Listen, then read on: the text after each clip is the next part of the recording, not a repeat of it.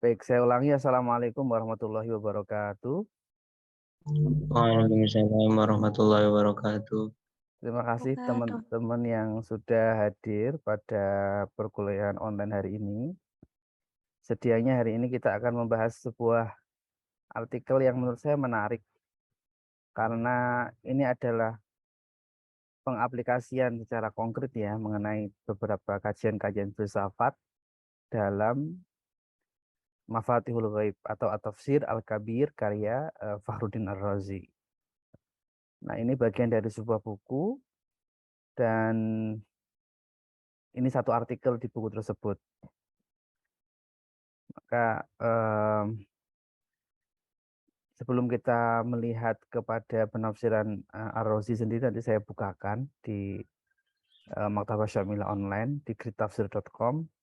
Tapi mari kita simak dulu paparan dari penulis artikel ini ya, Maha Elkesh Frimuth. Baik. The concept of the creation of the world occupies a central place in the Quran and Islamic theological discourse. Konsep mengenai penciptaan dunia itu sentral sekali. Tidak hanya dikaji oleh para teologian, tapi juga para mufasir.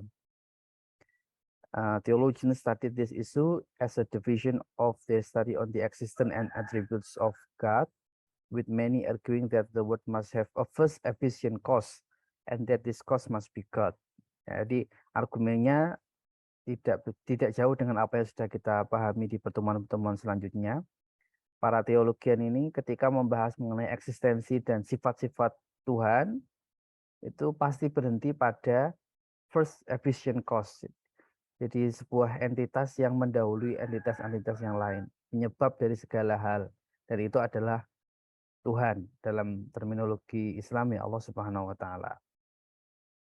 Nah, kemudian though they also heard that the first cause is a divine power, meskipun mereka meyakini bahwa pasti sumber dari segalanya, the first cause, kausa awal itu adalah Tuhan, ya, divine power. They argue that the world is not created in time, but that the process of creation is instant eternal. Jadi meskipun meyakini bahwa Tuhan yang menciptakan segalanya, tapi untuk dunia ini itu diyakini tidak diciptakan dalam kurun waktu tertentu, tetapi proses penciptaan itu abadi. Ya, ada beberapa kemarinnya yang kita bahas ya, apakah alam ini azali sama dengan Allah atau hanya Allah yang azali kemudian alam dan seisinya ini hawadis. Nah, salah satu yang dikritik oleh Al-Ghazali adalah pemikiran filsafat yang seperti ini, bahwa alam ini juga eternal, abadi. Muslim theologian and philosopher had a long and bitter struggle with this issue in its central question, dan mereka terus berdebat tentang hal ini. Terus pertanyaannya adalah how and when the word originated from God. Bagaimana dan kapan dunia ini kemudian diciptakan dan berasal dari Tuhan. Nah, di situ ada satu konsep yang kita pernah singgung juga di pertemuan sebelumnya, ex nihilo, bahwa segala sesuatu ini muncul dari ketidakadaan. Idza arada syai'an ayyakula lahu kun fayakun, itu jadi iradah Allah, sesuatu yang benar-benar tidak ada kemudian langsung ada. Itu konsep ex nihilo. Nah, bisa dilacak sebenarnya di para teologian dari umat Kristiani ya, yang lebih dulu berbicara tentang itu sebelum para filosof Islam. Nah, ini yang menarik ini. Muslim theologians on the one hand adopted the position of their Christian neighbors and produced long argumentation for creation ex nihilo, considering it as an article of faith. Lalu banyak dari para teologian Muslim yang kemudian mengadopsi pikiran-pikiran para filosof Kristen ini, dan mereka saling berdebat tentang konsep ex nihilo dan kemudian mengintegralkannya dalam bagian dari keimanan. Nah, ini pengantarnya cukup panjang dan teman-teman bisa lihat sendiri nanti penekanannya di bahwa bagaimana sih para filosof muslim ini, satu, mereka beradaptasi dengan ide-ide yang telah berkembang sebelum di masa mereka dari para filosof non-muslim, utamanya dari Kristiani. Terus yang kedua adalah bagaimana kemudian pemikiran-pemikiran filosofis itu muncul menjadi sebuah bagian penting dalam karya yang mereka tulis sendiri. Nah, dalam kasus Ar-Razi, maka kitabnya adalah kitab tafsir. Nah, ini sangat sesuai dengan ya program kita IAT ya, tentang bagaimana kemudian Ar-Razi membahas kajian filsafat ini, tapi dalam tafsirnya. Here we shall ask ourselves to what extent this issue influence their perception of God. Kita harus mempertanyakan kepada diri kita sendiri bahwa sejauh mana sih pemahaman tentang Tuhan itu difahami oleh para filosof, dalam hal ini para mufasir ya. Whether this concept was established in order to defend a certain image of God. Apakah konsep ini sengaja dimunculkan dalam kitab tafsir untuk mempertahankan gambaran tertentu mengenai Allah. Nah, ya, ini tidak saya garis bawahi, tapi menurut saya penting ya. This is question that Qarib Al-Ghazali in his book The Tahafutul Falasifah. There he differentiated between the philosophical image of the divine produced by Ibn Sina and Al-Farabi and the religious perception of God set out by theologian of Islam. Di dalam bukunya Tahafutul Falasifah, Al-Ghazali memberikan pembedaannya sangat distintif antara gambar-gambar mengenai Tuhan yang dihasilkan dari penalaran-penalaran filosofis seperti yang dilakukan oleh Ibnu Sina dan Al-Farabi, juga gambaran Tuhan yang dihasilkan dari penalaran-penalaran yang sifatnya teologis. For him, the producer of the world must forever retain certain connection to his production. Bagi Al-Ghazali, si pembuat dunia ini haruslah selamanya berkaitan, ya, punya koneksi yang tertentu dengan apa yang dia hasilkan, apa yang dia produksi. He emphasized that God, dia menekankan bahwa Tuhan made the world, menciptakan dunia ini through his eternal knowledge, melalui pengetahuannya yang abadi, yaitu ilmunya, power, qudrah, dan iradah. These three qualities produce the world with certain divine intention and wisdom. Jadi berdasarkan ilmu Allah, qudratullah, dan iradatullah, kemudian baru muncullah dunia ini. Nah, saya langsung ke bawah. Kenapa kita penting untuk mengkaji Mafatihul Ghaib? Nah, ini ada penjelasan dari si penulis artikel ini. Here we will consider these issues through the Quran's perspective and examine how some key verses convey the concept of creation. Maka artikel ini bisa jadi inspirasi buat teman-teman ya. Kalau teman-teman tertarik dengan kajian filsafat di satu sisi, tapi juga ayat-ayat Al-Quran, nah model-model seperti ini bagus. Jadi mengkaji bagaimana seorang mufasir membahas konsep-konsep tertentu. Kalau dalam kasus ini konsep tentang penciptaan ya. Lalu kemudian nuansa filsafat apa yang dia bawa dalam tafsirnya tersebut. Nah, karena yang dilihat adalah pemahaman Ar-Razi mengenai konsep penciptaan, creation, maka nanti akan dipilih beberapa keyword yang menurut penulis artikel ini bisa menjadi jembatan bagi kita untuk mengetahui konsepsi Ar-Razi tentang creation. This will be done through the investigation of, ini yang akan dikaji adalah Mafatihul Ghaib atau At-Tafsir Al-Kabir. Ini tafsir pernah menjadi satu di antara 3 tafsir yang paling berpengaruh di masanya. Karena terlepas bahwa sekarang banyak orang memandang sebelah mata tafsir ini ya, karena dianggap vihikul ila tafsir, karena banyak sekali kajian di situ tidak hanya tentang ilmu-ilmu tradisional, sebab nuzul, qiraat dan sebagainya, tapi juga banyak ilmu-ilmu yang tidak mainstream dipakai oleh Ar-Razi.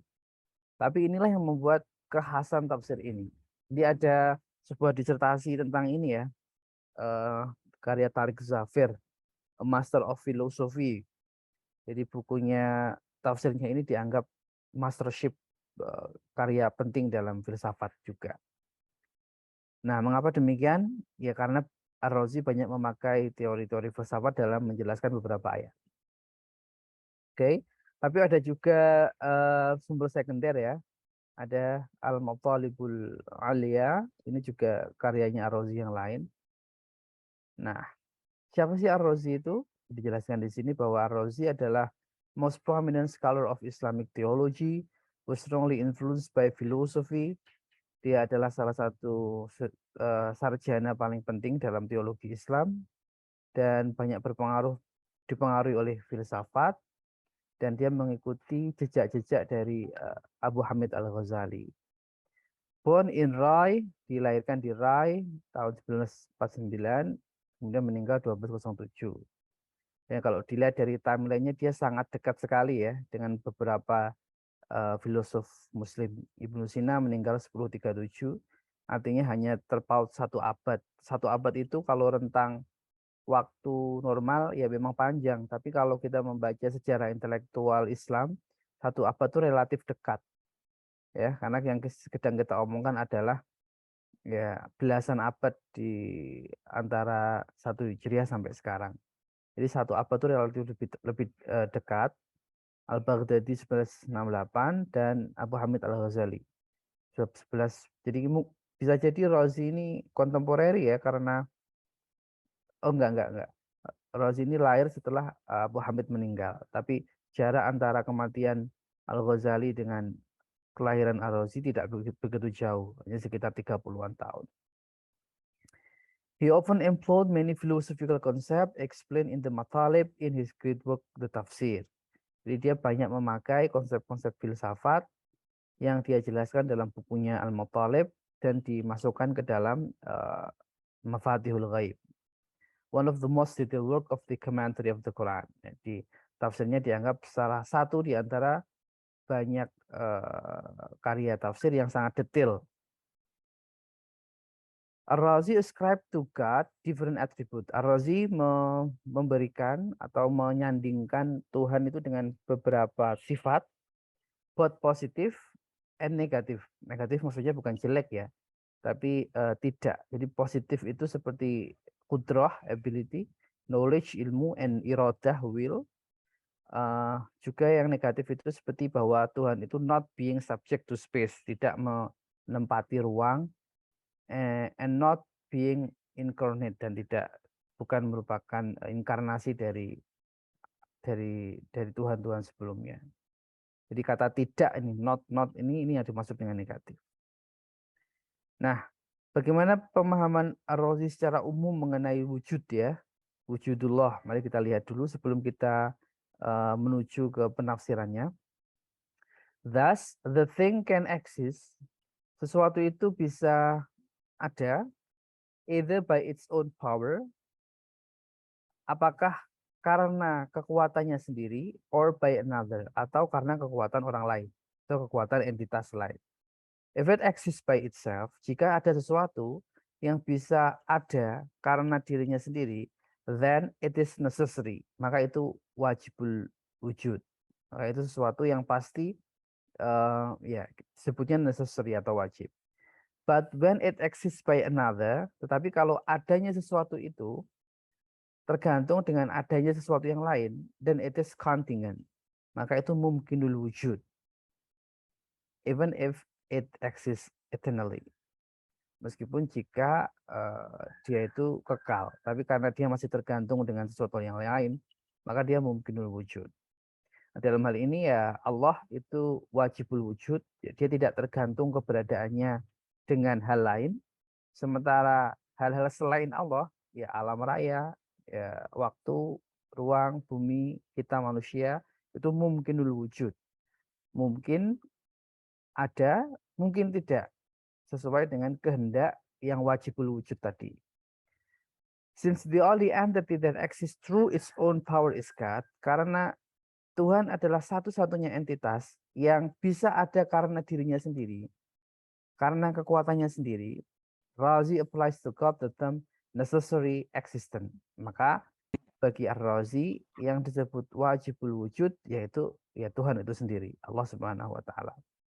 A term that is familiar in the philosophy of Farabi and Ibnu Sina. Kalau kita perhatikan istilah wajibul wujud ini sudah pernah dibahas sebelumnya dalam terminologi yang dipakai Al-Farabi dan Ibnu Sina. Since God is the only being whose existence is necessary, karena hanya Tuhan yang wajibul wujud, God is therefore the source of all existence and the first cause of all things. Makanya Tuhan adalah sumber dari segala sesuatu dan dia adalah kausa awal bagi terjadinya segala sesuatu.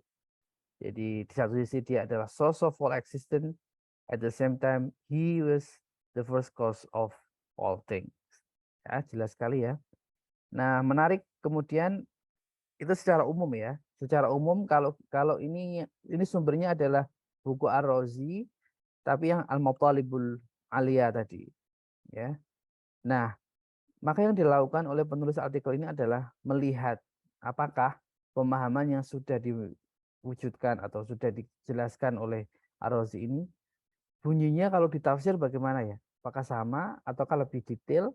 Ada tambahan-tambahan apa yang diberikan Ar-Razi karena tentu ketika ditafsir dia akan bersinggungan dengan ayat-ayat Al-Quran. Nah itu sebenarnya yang dilihat oleh penulis ini. Jadi ada 3 ya, tentang konsepsi Ar-Razi tentang Qudratullah, power, ilmullah, God's knowledge, dan iradatullah, God's will.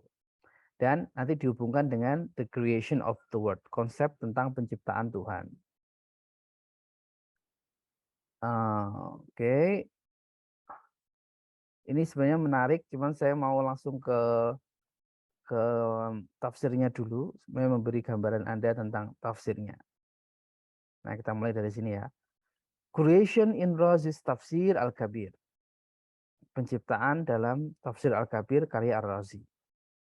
The Tafsir Al-Kabir is one of the most detailed work on the Quran. It enjoys a good reputation, memiliki reputasi yang baik.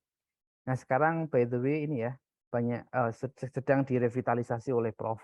Sairun Samsudin WR2 karena beliau setiap sebulan sekali itu mengaji tafsir Mafatihul Ghaib karya Ar-Razi. Dan itu menurut saya sebuah tindakan yang bagus di tengah maraknya arus pengkajian tafsir ke model-model tafsir yang bil ma'thur, yang pakai riwayat.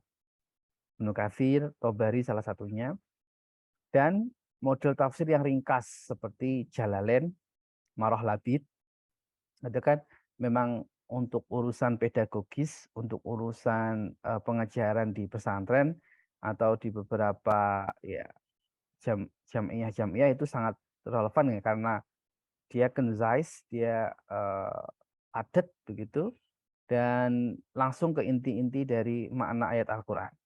Tetapi kalau mengkaji At-Tafsir Al-Kabir itu memang dikhususkan untuk kajian yang lebih advance untuk para mahasiswa, untuk dosen yang karena di dalamnya banyak kajian yang sangat mendetail mengenai tema-tema bahasa, filsafat, dan lain sebagainya. Dan salah satu kekhasan dari tafsir Ar-Razi adalah, nanti kita lihat ya, tapi kalau di buku versi cetaknya itu selalu dipisah-pisah pembagiannya. Jadi ada al-mas'alatul ula, al-mas'alatul tsaniyah, dan seterusnya. Jadi pembahasannya itu dipecah-pecah masailnya. Ada satu ayat yang masailnya sampai puluhan, 20 berapa atau 30 berapa, itu sesuai dengan, itu menunjukkan betapa luasnya pengetahuan Ar-Razi ini sendiri. Baik, ini tentang sekilas tadi. Ar-Razi's methodology in the tafsir is similar to his main system in Matalib, where he usually divides his argument into masail. Nah ini, dia sering membagi berdasarkan pembahasan bab-bab tertentu and produce for each masalah several argument. Dan di setiap masalah dia menampilkan beberapa argumen. Biasanya dimulai dengan seperti ini format awalnya. First, he gives the differing opinion of the various theologian group or theologian. Biasanya dia mulai dengan ini nih, ada beberapa perbedaan pendapat mengenai ayat ini. Differing opinion ya. Lalu kemudian then concludes by adding his own view. Lalu kemudian di akhir dia menambahkan kalau menurut saya. Nah, Model-model Ar-Razi ini, Ar-Razi termasuk yang tafsirnya paling tebal ya di antara mufasir-mufasir yang sampai kepada kita.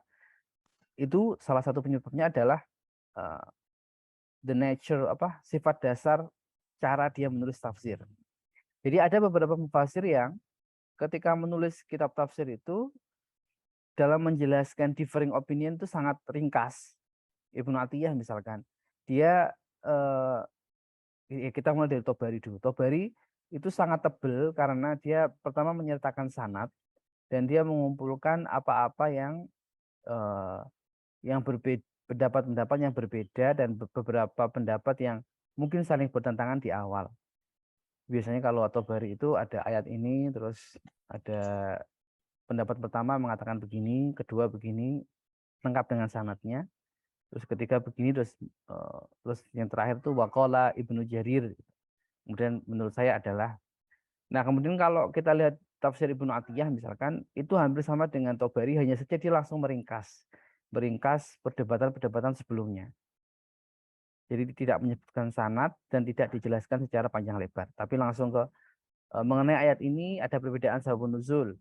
Yang satu berpendapat ini, yang satu ini. Kalau menurut saya itu begini. Nah, sifat itulah yang menjadikan tafsir itu semakin lama semakin tebal ya. Dan salah satu contoh dari bagaimana tafsir itu klimaknya adalah di kitabnya Mafatihul Ghaib karya Ar-Razi. Nah, yang dikaji adalah ayat tentang qadir, ayat tentang ilmu Allah, terus ayat tentang khalaq atau fatir yang berarti menciptakan. Nah, kita hari ini bahas ini dulu bahwa salah satu sifat Allah adalah powerful atau al-qadir. Mari kita buka Al-Quran surat 67 ayat 1. Surat 67 ayat 1. Baik, saya ini ya. Saya bukakan ini ya, ayatnya.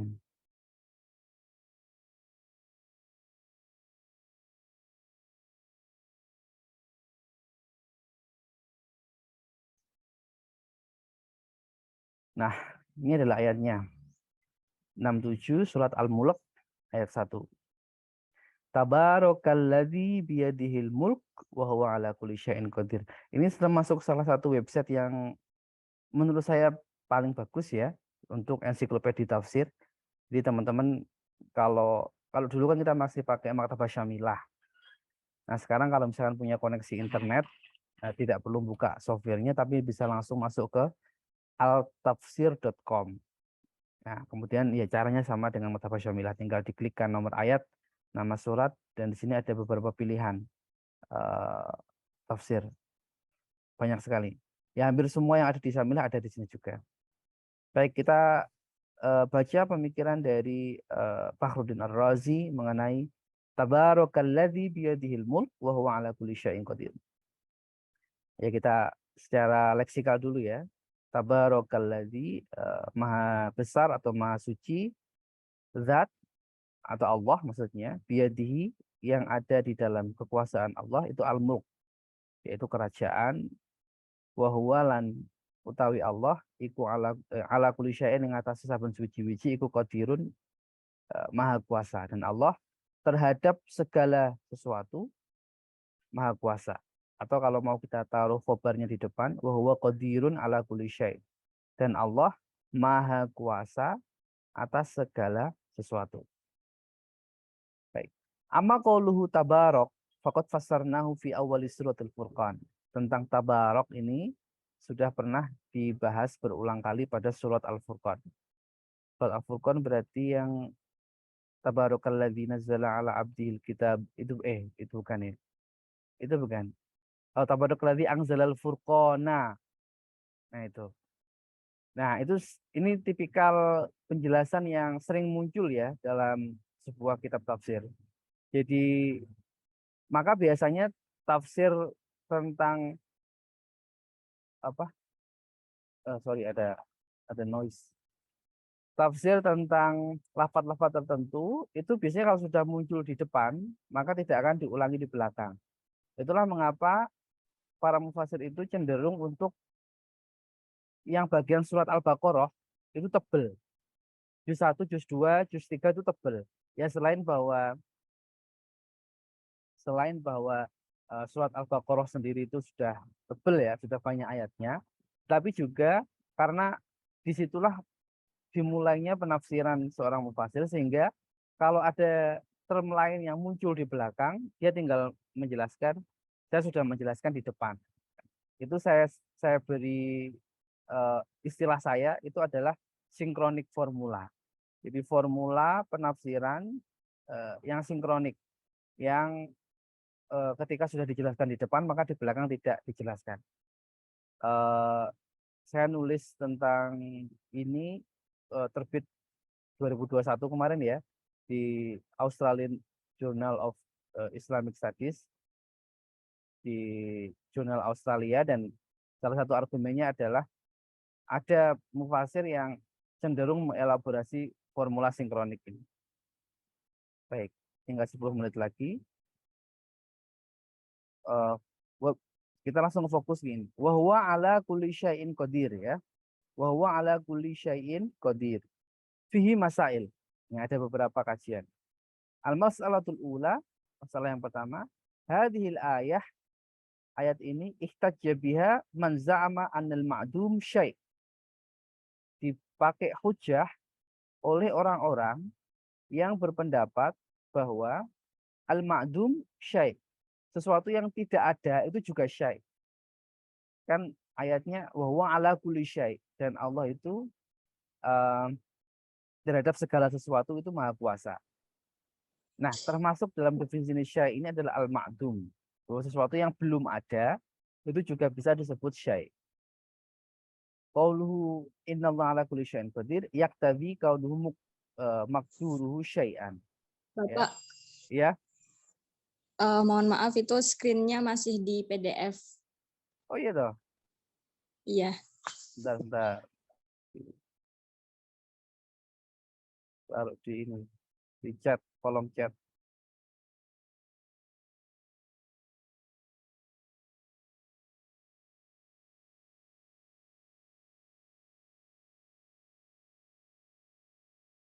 Nah, sedang saya kirim di kolom chat.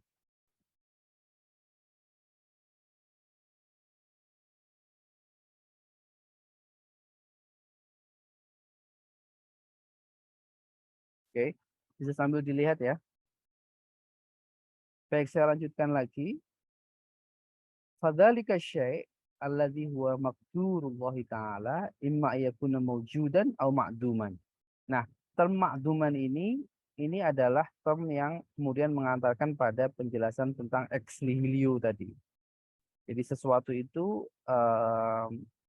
diadakan dari sebuah ketiadaan. Nah, ketiadaan itu menurut beberapa mufasir itu juga bagian dari definisi syai'. Jadi kata syai' itu tidak harus yang ada wujudnya, tetapi juga yang belum ada wujudnya. Itu juga syai'. Kalau bahasa Jawanya kan suwiji-wiji ya, sesuatu. Itu yang sangat general sekali. Cuman Ar-Razi ingin memberikan pintu masuk sebenarnya konsep ex nihilo tadi, bahwa Tuhan alam itu diciptakan dari ketiadaan. Nah, ketiadaan itu, ma'dum itu juga termasuk dalam definisi kullu syai', karena segala sesuatu. Jadi istilah syai' jangan kemudian dibatasi kepada sesuatu yang material, yang terikat dengan bentuk dan mewujud, merupa, menjadi sesuatu, tapi juga hal yang bahkan belum ada sekalipun. La jaiz ayakuna mawjudan. Ya, la jaiza ayakuna mawjudan. Li'annahu law kana qadiran ala al-mawjud lakana imma ayakuna qadiran ala ijadihi wa huwa muhal. Ya, saya ulangi lagi karena agak sulit. Fadzalika syai' huwa maqdurullahi ta'ala. Menciptakan sesuatu itu bagian dari apa yang Allah bisa lakukan. Imma ayakuna mawjudan, apakah sesuatu itu memang sudah ada, au ma'duman, atau belum ada. La jaiz ayakuna mawjudan, tidak boleh, tidak harus ya, tidak harus itu mawjud. Lianna law kana qadiran 'alal mawjud, karena kalau Allah hanya bisa menciptakan sesuatu dari yang sudah ada, nah, Lakana imma yakuna qadirun ala ijadi wa huwa muhal. Maka kudrahnya Allah akan terbatas pada itu. Li'anna ijadal mawjud muhal. Dan mewujudkan sesuatu yang sudah ada itu kan doesn't make sense ya. Itu bukan sesuatu yang kemudian wah begitu. Karena memang sudah ada kemudian diadakan lagi. Wa imma yakuna qadirun ala idamihi wa huwa muhal. Listihalati wuqu'il idam bil fa'il. Karena tidak mungkin idam itu dilakukan. Wa dzalika li anal qudrah sifatun mu'athirah atau mu'thirah ini. Oh, mu'athirah. Karena kudrah itu adalah sifat yang ada dampaknya. Fala budalahu atau fala budalaha min ta'thir. Karenanya sifat ini harus menimbulkan bekas, harus menimbulkan efek. Wal adamu nafyun mahad. Sementara kalau ketiadaan itu ada suatu hal yang meniadakan. Fayastahilu ja'lul adam atharul kudrah. Maka tidak mustahil untuk di al-adam itu dijadikan sebagai atharul kudrah. Karena kalau kudrah itu harusnya membuat sesuatu dari yang tidak ada ke ada. Jadi ada bekasnya. Bukan sebaliknya. Wa yastahilu wuqul idam bil fa'il. Fadzabata anna syai' alladhi huwa maqdurullah laisa bimawjud. Fa wajib ayakuna ma'duman. Nah, kemudian kalau sudah benar demikian, maka sesuatu yang di dalam kudrah Allah itu adalah tentu makduman ini. Ya, jadi ini adalah teorinya untuk menekankan ex nihilio tadi ya, bahwa alam ini diciptakan dari ketiadaan. Ini satu pendapat. Wahtaja ashabuna annafuna likaunil ma'dum syai'an bihadhil ayah. Tapi ada juga kelompok lain ya, ashabuna ya, para mufassir lain yang menafikan bahwa laisal ma'dum syai'an. Kalau yang di awal tadi kan kelompok pertama mengatakan al-ma'dum itu juga kullu syai'. Suatu hal yang belum ada itu juga termaktub dalam kullu syai'. Tapi pendapat kedua ini mengatakan, oh bukan.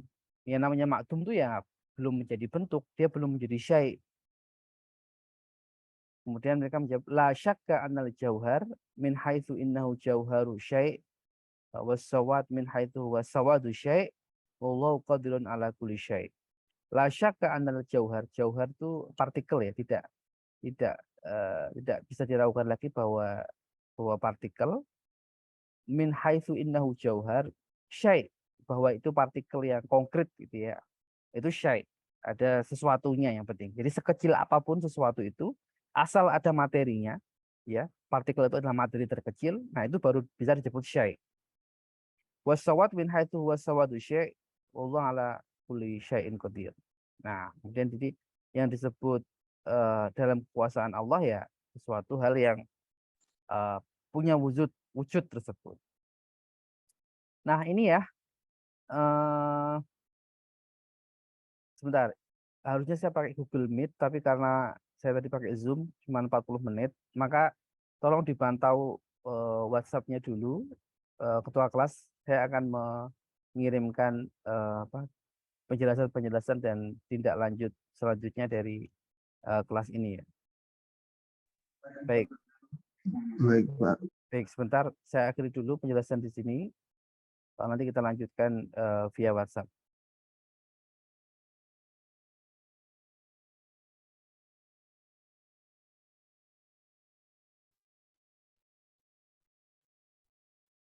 Baik, teman-teman yang masih standby, saya ucapkan terima kasih. Jadi ini lanjutan dari video yang sempat terpotong tadi.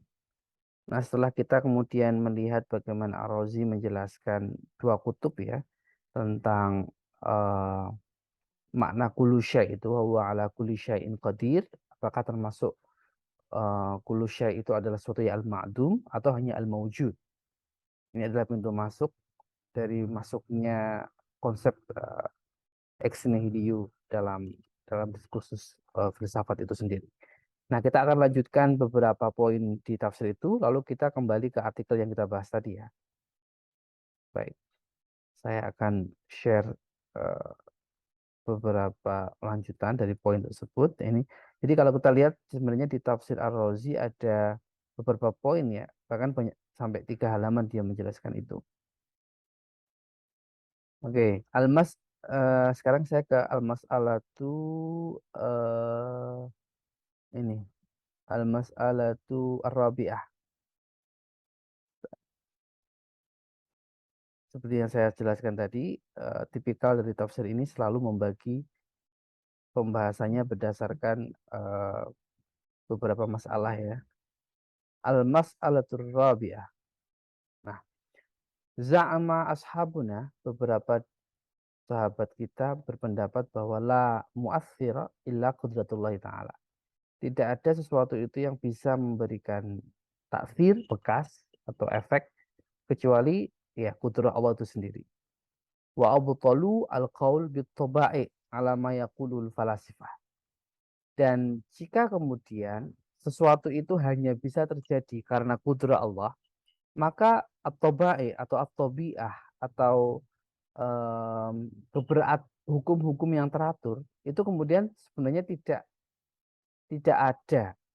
Nah, at-taba'i inilah yang kemudian em, dipegang teorinya oleh para filosof ya. Kemudian juga wa abtulu al-qaula bil mutawalladat ala ma yaqul Mu'tazilah. Di sisi lain, Mu'tazilah punya konsepsi mengenai al-mutawalladat. Wa abtalu al-qaul bi qaudil mujidan li af'ali nafsi. Termasuk pendapat yang mengatakan bahwa seorang hamba itu bisa mengadakan sesuatu karena dirinya sendiri. Ya. Wahtaju 'alal qul bi anal ayat dalah ala annahu ta'ala qadirun ala kulli syai'. Sebagaimana yang ditunjukkan oleh ayatnya itu menunjukkan bahwa Allah kuasa, qadir ala kulli syai', atas segala sesuatu. Falau waqa'a syai'un minal mumkinat la bi qudratillah bal bi syai'in akhar. Lakana dzalikal akhar qad mana'a qudratullah anit ta'khir. Jika kita mengatakan atau jika ada orang yang mengatakan bahwa sesuatu itu mungkinat, ada atau tidaknya, bukan dari kudratul Allah, la bi qudratillah, tidak berdasarkan kudrat Allah, tetapi bisyai'in akhar, tetapi disandarkan atau bergantung pada sesuatu yang lain, maka dzalikal akhar, sesuatu yang lain itu qad mana'a qudrat Allah anit ta'thir. Itu akan membatasi kudrat Allah anit ta'thir, dari menimbulkan efek itu tadi. Nah, wadzalika muhal, itu tidak boleh seperti itu. Jadi segala sesuatu itu pada hakikatnya ya yang wajibul wujud hanya satu, yaitu Allah. Sementara yang lain itu tergantung kepada kudratullah. Maka kalau kita memperhatikan penjelasan-penjelasan keagamaan yang muaranya pada pemikiran-pemikiran filosofis, ya selalu biasanya ditekankan bahwa apapun itu di dunia ini, kesuksesan kita, pencapaian kita, atau apapun itu sebenarnya terjadi bukan karena keberhasilan kita sendiri, bukan karena ikhtiar kita yang menghasilkan sesuatu, tapi ya karena itu kudratullah, karena itu adalah kehendak dari Allah supaya manusia menghasilkan atau usaha manusia tertentu menghasilkan ini atau itu. Jadi kudratullah itu di atas segalanya. Baik, menarik ya sebenarnya kalau kita mengkaji lebih dalam pemikiran mengenai Fakhruddin Razi dan banyak term-term yang. Nah, di sini kita juga melihat bagaimana pembahasan teologis itu beririsan dengan pembahasan filosofis. Memang salah satu perangkat untuk membuat teologi itu rasional adalah filsafat itu sendiri. Kan kita bahas di pertemuan sebelumnya bahwa diimpornya filsafat-filsafat Aristotelian, konsepsi-konsepsi tentang Tuhan misalkan, atau tentang silogisme atau apapun, cara berpikir filosof itu adalah dimaksudkan untuk membuat teologi Islam itu rasional. Nah, ini salah satunya ya, bagaimana kita kemudian menemukan harus dibahas sedemikian detail oleh seorang Fakhruddin Ar-Razi supaya orang semakin mantap dalam berteologi. Gitu. Baik, satu masalah lagi dan kita akan kembali ke artikel yang kita bahas ya. Al-mas'alatul khamisah. Hadil ayat dalla ala anna ilah ta'ala wahid. Ayat ini, wallahu ala kulli syai'in qadir, itu juga menunjukkan bahwa Tuhan itu hanya satu. Li'anna law qadarna ilaiha ilahan thaniyan. Kalau kita kemudian mengandaikan ada Tuhan lain, Tuhan kedua, fa imma yaqdiru ala ijadi syai'a la yaqdir. Apakah Tuhan kedua itu mampu membuat sesuatu itu ada ataukah dia tidak mampu? Fa illam yaqdir albattah ala ijadi syai' aslan lam yakun ilahan. Nah, kalau dia tidak mampu membuat sesuatu hal yang lain menjadi ada, maka dia tidak kudrah, dia tidak Tuhan kan? Wa in qadara, kalau dia bisa, karena maqdura dzalikal ilahu tsani syai'an fayalzim kaunuhu maqduran di ilahil awal. Nah, maka kemudian kalau dia bisa mengadakan sesuatu, maka akan ada konflik of interest antara al-ilahul awal dengan al-ilahul tsani. Dan itu tidak mungkin ya. Ini saya ulangi, wa in qadara, kalau dia mampu, karena maqduru dzalikal ilahu tsani syai'an, dia bisa bisa mewujudkan sesuatu bagian dari hal yang bisa dia lakukan, fayalzam kaunuhu maqduran di ilahil awal. Liqouli wa ala kulli syai'in qadir. Fayalzam wuku makhluk baina khaliqain. Maka kemudian ada permasalahan di situ karena akan ada satu makhluk tetapi mempunyai dua khalik, bahwa muhal. Ini tidak mungkin terjadi dalam kehidupan sehari-hari atau dalam logika secara umum. Li'annahu idza kana wahid minhuma mustaqillan bil ijad. Kalau satu di antara dua Tuhan itu mampu untuk mengadakan sesuatu sendirian, mustaqilan, artinya tidak membutuhkan orang lain, yalzim ayastaghniya bi kulli wahid minhuma an kulli wahid minhuma. Maka satu Tuhan itu tidak akan membutuhkan Tuhan yang lain, dan Tuhan yang kedua juga tidak akan membutuhkan Tuhan yang pertama. Nah, fayakunu muhtajin ilaihima wa ghaniyan anhuma. Wadzalika mu'ad. Dan kalau ada dua kekuatan yang sama-sama kuat itu juga muhal.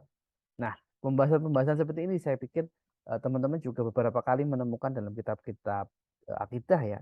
Nah, dan kalau dulu kita menganggap bahwa penjelasan ini teologis ya, maka sekarang kita punya perspektif baru untuk memahami penjelasan-penjelasan ini, yaitu bahwa penjelasan-penjelasan ini sumbernya adalah eksperimen filosofis, pemikiran-pemikiran filsafat yang kemudian dimasukkan dalam kajian-kajian tentang topik-topik keagamaan, tafsir terhadap ayat-ayat suci Al-Quran untuk membuat penjelasan mengenai Tuhan itu hal yang logis. Baik, sangat menarik sekali. Tapi mari kita kembali ke artikel ya, apa yang disampaikan oleh artikel tersebut. Baik, saya buka artikelnya.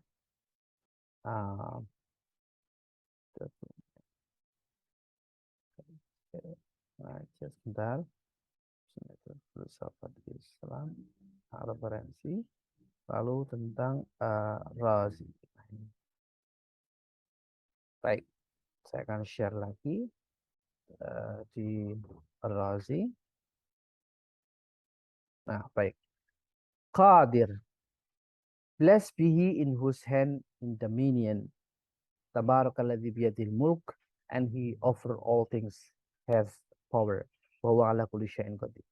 Ar-Razi here divides his discussion into different issues, dibagi menjadi masail-masail, and deals with it separately, dan masing-masing dielaborasi dengan bagus, dengan proper. The importance of this verse lies in its common usage among different theologians. Ya, signifikansi dari ayat ini terletak pada bahwa dia sering digunakan untuk berargumen oleh para theologian. Many theologians argue that this verse refers to God's ability and power over the non-existent thing. Banyak theologian yang berpendapat bahwa ayat ini merujuk pada qudratullah dan kekuatan Allah over the non-existent thing, terhadap sesuatu yang belum ada, al-ma'dum tadi, ya, bahwa ala kulli syai', termasuk dalam kulli itu ya al-mawjud wal ma'dum. They claim that the sentence "and he over all things has power wa huwa ala kulli syai'in qadir" refers mainly to power over the non-existent thing. Termasuk di dalamnya adalah kekuasaan terhadap sesuatu yang tidak eksis. This also seems to be the opinion of Ar-Razi, because he argues, ini juga bagian dari apa yang diimani oleh Ar-Razi, karena dia berargumen bahwa the divine kudrah is an effective power that changes the status of things from non-existent to existent. Karena kudratullah adalah sebuah kekuatan yang bisa merubah status benda dari yang ma'dum menjadi mawjud, or from existent to non-existent, atau sebaliknya, dari suatu hal yang ada menjadi tidak ada. And this is the meaning of power over all things. Ini adalah makna dari ala kulli syai', dari minal ma'dum ilal mawjud atau minal mawjud ilal ma'dum. Baik, kita lanjutkan. On the other hand, di sisi lain, the Ash'ari theologian, para teologian dari mazhab Ash'ari, use this verse in order to argue, memakai ayat ini untuk berargumen bahwa God has power not only over his own ability, but also over the ability of others. Apa maksudnya ala kulli syai'? Ala kulli syai' itu adalah Allah berkuasa, dan kekuasaannya Allah itu tidak terbatas pada dirinya sendiri, kekuasaan itu, tapi juga pada untuk menguasai kekuasaan manusia, ya, others. While the Mu'tazilah reject this understanding, ini ditolak oleh para Mu'tazilah, and hold instead that God's power is limited to existing thing. Maka pendapat seperti ini tidak diterima oleh Mu'tazilah karena berpendapat bahwa kudratullah itu terbatas pada hal-hal yang memang sudah ada. And therefore God has no power of a human non-existent deed. Maka Tuhan tidak punya kuasa untuk kemudian mengatur sesuatu hal yang tidak eksis, ya, yang sifatnya di dalam hati, pemikiran, kerangket itu tidak eksis kan, maka itu di luar jangkauan Tuhan, ya. Maka kalau God will itu seberapa signifikansi, kalau Asy'ari kan mengatakan ya baik buruk itu semua sudah ada qada dan qadarnya dari Allah Subhanahu wa taala. Tapi kalau Mu'tazilah berpendapat ya yang menentukan baik buruknya manusia ya diri mereka sendiri, karena mereka dikaruniai akal dan sebagainya. Dan Tuhan itu tidak dalam kapasitas untuk kemudian mengendalikan seseorang secara penuh untuk melakukan atau tidak melakukan sesuatu. Nah, itu adalah, maka yang bertanggung jawab adalah orang itu sendiri terhadap apa yang dia lakukan. Sementara kalau Asy'ari berpendapat bahwa ya hal yang kita lakukan baik itu sesuatu yang sudah ditulis oleh Allah, pun buruk juga sudah sesuatu yang ditulis oleh Allah. Ar-Razi displays here his understanding of the discussion of several theologians concerning other understanding of God's ability. Ar-Razi menjelaskan kemudian pemahamannya tentang beberapa diskusi tentang kudratullah.